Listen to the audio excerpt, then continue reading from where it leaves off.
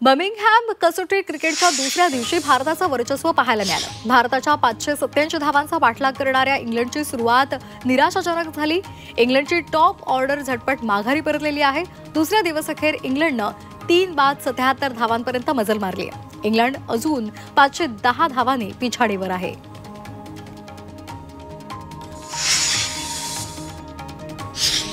भारतीय फलंदाज शुभमन गिलच्या 269 रन्सच्या खेळीमुळे भारतीय संघानं इंग्लंड विरुद्ध पहिल्या इनिंगमध्ये 587 धावांचा डोंगर उभारलाय। गिलनं आपल्या कारकिर्दीमधलं पहिलं द्विशतक झळकावलेलं आहे। गिलनं याआधी रवींद्र जडेजा सोबत आणि नंतर वॉशिंग्टन सुंदर सोबत महत्त्वपूर्ण भागीदारी केलेली आहे।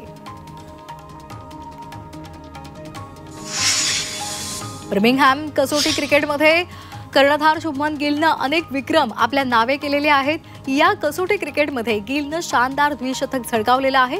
इंग्लंडमध्ये असा विक्रम करणारा हा तिसरा भारतीय फलंदाज ठरलेला आहे। याशिवाय भारतीय कर्णधार म्हणून द्विशतक झळकावणारा तिसरा खेळाडू सुद्धा बनलाय। शुभमन गिलनं विराट कोहलीचा सुद्धा विक्रम मोडीत काढलेला आहे। परदेशी भूमीवर मोठी खेळी करणारा गिल पहिला भारतीय कर्णधार ठरलेला आहे। गिल आधी परदेशामध्ये मोठी खेळी करण्याचा विक्रम कोहलीच्या नावावर आहे। कोहलीनं दक्षिण आफ्रिकेविरोधात 2019 मध्ये नाबाद 554 धावांची खेळी केलेली होती।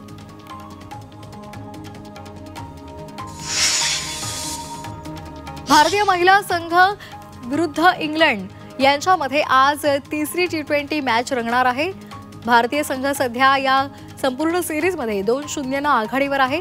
त्यामुळे आजचा सामना जिंकून सिरीजमध्ये विजयी आघाडी घेण्याचा मानस हा भारतीय संघाचा असेल। इंग्लंडचा संघ आजच्या सामना जिंकून सिरीजमधलं आपलं आव्हान कायम ठेवण्याचा प्रयत्न करणार आहे। पोर्तुगालचा नामांकित फुटबॉलपटू दियोगो जोटाचा कार अपघातामध्ये मृत्यू झालेला आहे। अपघातामध्ये दियोगोचा भाऊ आंद्रे सिल्व्हीचा सुद्धा मृत्यू झालेला आहे। स्पेनच्या सेर्नॉडिला इथे त्यांच्या कारचा भीषण अपघात झाला। 5 जुलैच्या विजयी मेळाव्याची आज रंगीत तालीम होणार आहे। आज संध्याकाळी 6 ते 8:30 या वेळेमध्ये ही रंगीत तालीम होणार आहे। रंगीत तालिमीमध्ये ठाकरे बंधूंच्या आगमनापासून भाषणापर्यंतची तयारी करण्यात येते। मुंबईच्या वरळी डोममध्ये या मेळाव्याचं आयोजन करण्यात आले। दोन्ही ठाकरे बंधूंचं आणखी एक पत्र प्रसिद्ध झालेलं आहे। 5 जुलैला विजयी मेळावा होणार आहे आणि त्यासाठी लाखोंच्या संख्येने उपस्थित राहा असं आवाहन या पत्रातून जनतेला केलेलं आहे। मराठी माणसाच्या एकजुटीमुळे सरकारला माघार घ्यावी लागली। चला हा विजय क्षण साजरा करूया, आवर्जून उपस्थित राहा असं या पत्रामध्ये लिहिलंय। या पत्राच्या शेवटी उद्धव ठाकरे आणि राज ठाकरे यांचंही नाव छापण्यात आलंय। विजयी मेळाव्या आधीच उद्धव ठाकरे यांच्या शिवसेनेनं वातावरण निर्मिती केलेली आहे। महाराष्ट्रामध्ये मराठी आणि मराठीसाठी ठाकरेच अशी AI पोस्ट शिवसेना उद्धव बाळासाहेब ठाकरे पक्षाने एक्सवर केलेली आहे। या पोस्टमध्ये बाळासाहेब, राज ठाकरे आणि उद्धव ठाकरे यांचा फोटोही पोस्ट करण्यात आलाय। तिन्ही ठाकरेंचा आक्रमक बाणा या फोटोतून दाखवलाय। विजयी मेळाव्याच्या पार्श्वभूमीवर बाळासाहेब ठाकरेंसह उद्धव ठाकरे, राज ठाकरे यांचा एकत्रित फोटो असलेला बॅनर मुंबईतल्या गिरगावमध्ये झळकलेला आहे। आम्ही गिरगावकर या संघटनेच्या माध्यमातून हे बॅनर्स लावण्यात आलेले आहेत।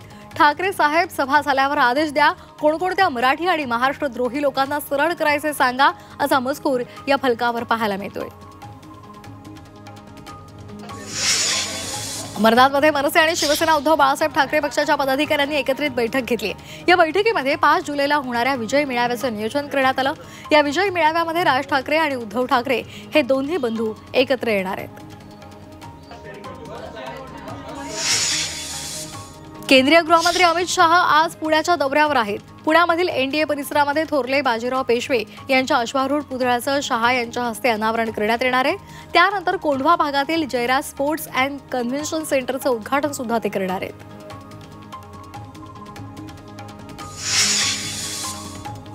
SCERTच्या सुधारित वेळापत्रकामधून हिंदी हा विषय हटवण्यात आला। SCERTनं सुधारित वेळापत्रक जारी केलेलं आहे। त्यामुळे आता मराठी आणि इंग्रजी या माध्यमांच्या शाळांमध्ये केवळ 2च भाषा शिकवल्या जाणार आहेत। हे सुधारित वेळापत्रक इयत्ता 1ली आणि 2रीसाठी यावर्षी बंधनकारक असेल। राज्यातील सर्वच शाळा 8 आणि 9 जुलै 2025 रोजी बंद राहतील. विना अनुदानित आणि अंशतः अनुदानित शाळा 1 जून 2024 पासून अनुदान वाढीच्या मागणीसाठी शिक्षक संघटना आक्रमक झाल्यात. यासाठी राज्यभरातील शाळा बंद आंदोलन पुकारण्याचा इशारा देण्यात आलाय. पीएमसीच्या वैद्यकीय महाविद्यालयामध्ये 587 जागा रिक्त आहेत आणि यासाठी लोकसेवा आयोगाकडून लवकरच भरती होणार आहे. दरम्यान पदं भरेपर्यंत 347 पदं कंत्राटी पद्धतीने भरली जाणार आहेत. उद्योग मंत्री उदय सामंत यांनी या संदर्भातली माहिती दिली आहे. बॉलिवूड अभिनेत्री जॅकलिन फर्नांडिसला आर्थिक गैरव्यवहार प्रकरणामध्ये दिल्ली उच्च न्यायालयानं दणका दिलाय. जॅकलिननं न्यायालयामध्ये याचिका दाखल करून ईडीनं तिच्या विरोधात दाखल केलेली एफआयआर रद्द करण्याची मागणी केली होती. मात्र न्यायालयानं ही याचिका फेटाळलेली आहे. हे प्रकरण सुकेशी चंद्रशेखरशी संबंधित आहे असं म्हटलेलं आहे. मंडी शेगावचा निरोप घेऊन संत ज्ञानेश्वर माऊलींची पालखी पंढरपूरच्या दिशेनं मार्गस्थ झाली आहे. आज पालखी सोहळा पंढरपूरच्या वेशीवर येणार आहे. पालखीचा आजचा मुक्काम हा वाखरीमध्ये असेल. बाजीरावची विहीर इथे पालखीचं दुसरं उभं रिंगण पार पडणार आहे. तर जगद्गुरू संत तुकाराम महाराजांची पालखीही आज वाखरीमध्ये दाखल होणार आहे.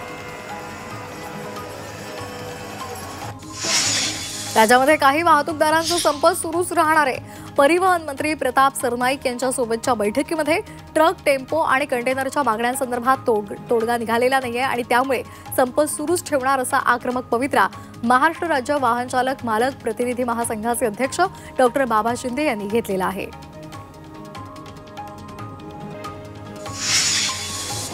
धाराशिवमधील भूम शहरामध्ये पाणी बचाव कृती समितीच्या वतीनं महिलांनी मोर्चा काढला. अमृत पाणी पुरवठा योजना तत्काळ सुरू करण्याच्या मागणीसाठी हा मोर्चा काढण्यात आलाय. नागरिकांना पुरेसा पाणी पुरवठा होण्यासाठी ही योजना मंजूर झाली असून अद्यापही ही योजना सुरू झालेली नाही.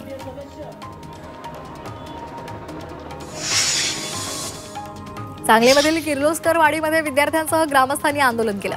रेल्वे प्रशासनानं बांधण्यात येणाऱ्या उड्डाणपुलाविरोधात हे आंदोलन केलं जात आहे. चुकीच्या पद्धतीनं हा उड्डाणपूल बांधला जात असून शेतकऱ्याच्या जमिनीचा मोबदला सुद्धा दिला गेला नाही असा आरोप या आंदोलनात करण्यात आलाय.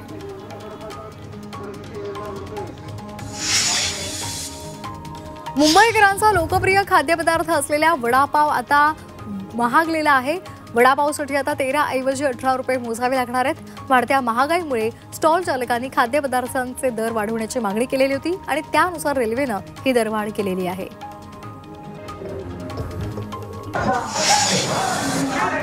नागपूर रेल्वे स्टेशनवरचा फलाट क्रमांक 7 आजपासून पुढचे 52 दिवस बंद असेल.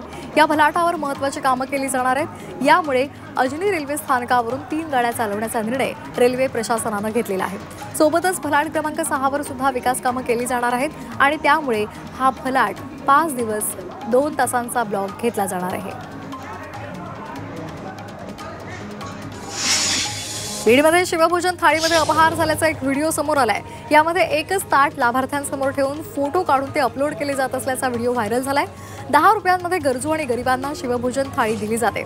मात्र या योजनेच्या माध्यमातून सरकारी पैशांची लूट केली जाते असं यातून दिसतंय. नाशिकच्या चांदवडमधील वाघदर्डीमध्ये रस्त्याची दुरवस्था झाली आहे. या रस्त्यावरून प्रवास करताना नागरिकांना प्रचंड त्रास सहन करावा लागतोय. त्यासाठी या रस्त्याची दुरुस्ती करण्याची मागणी केली जाते. मुंबईच्या विद्यापीठाच्या कल्याण उपकेंद्राला सिनेट सदस्यांनी अचानक भेट दिली. या उपकेंद्रामध्ये अनेक त्रुटी आणि उपकेंद्राची दुरवस्था दिसून आली. त्याचबरोबर उपकेंद्राचं उद्घाटन झाल्यापासून उपकेंद्रामध्ये कोणतीही प्रगती झाली नसल्याचंही समोर आलंय. रायगडच्या पोलादपूर महाबळेश्वर दरम्यान असलेल्या आंबेनळी घाटामध्ये रात्री उशिरा दरड कोसळली. सार्वजनिक बांधकाम विभागानं तातडीनं ही दरड हटवलेली आहे. दरड हटवल्यानंतर वाहतूक सुरू करण्यात आलेली आहे. पोलादपूरचे तहसीलदार कपिल घोरपडे यांनी घटनास्थळी भेट देऊन पाहणी केली आहे. धाराशिव जिल्ह्यामधल्या शेतकऱ्यांवर नव्या संकटाचं सावट आहे. या जिल्ह्यामध्ये 15 दिवसांपासून पाऊस गायब झालाय. त्यामुळे 3 लाख हेक्टरवरचं खरीपाचं पीक धोक्यात आलंय. आता शेतकऱ्यांसमोर दुबार पेरणीचं संकटही समोर घोंगावतंय. विशेषतः सोयाबीनचं पीक पाण्याअभावी माना टाकू लागलंय. नाशिकमधील कांदा उत्पादकांना बांगलादेश सीमा बंद झाल्याचा फटका बसतोय. बांगलादेश सीमा बंद असल्यामुळे भारतामधील कांदा निर्यात थांबलेली आहे. त्यामुळे कांद्याच्या बाजारभावातही घसरण झाली आहे. त्यासाठी बांगलादेशमधील निर्यात सुरळीत करण्यासाठी प्रयत्न करण्याची मागणी व्यापारी आणि शेतकरी करतायत.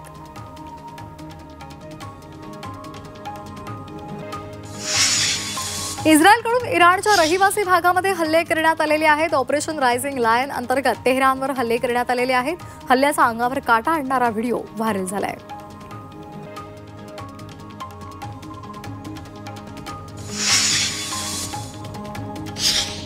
सरपंच संतोष देशमुख यांच्या हत्येला 206 दिवस पूर्ण झालेले आहेत. मात्र तरीही आरोपी कृष्ण आंधळे पोलिसांना सापडलेला नाहीये. 6 महिन्यांपासून कृष्ण आंधळेचा शोध पोलीस आणि सीआयडीची पथकं घेत आहेत. बीड पोलिसांनी त्याला फरार घोषित केले.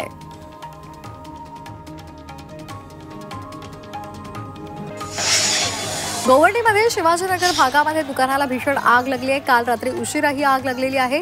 दरम्यान अग्निशमन दलानं तातडीनं ही आग विझवली.